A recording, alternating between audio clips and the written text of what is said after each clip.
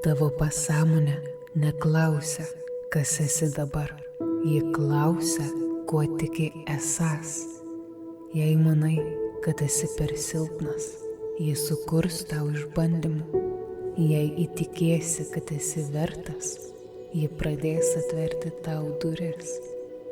Jei kartosi sau, kad gyvenimas yra sunkus, jis toks ir bus.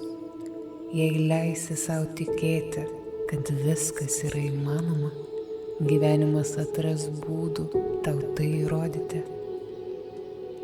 Pasąmonė nemąsto logiškai, ji priima tai, kuo ją maitini. Kiekviena mintis tarsi sėkla, kuo dažniau ją kartoji, tuo giliau ji įsišaknyja, kol galiausiai vieną dieną išauga į realybę, kurioje gyveni. Tai ką šiandien sodini savyje?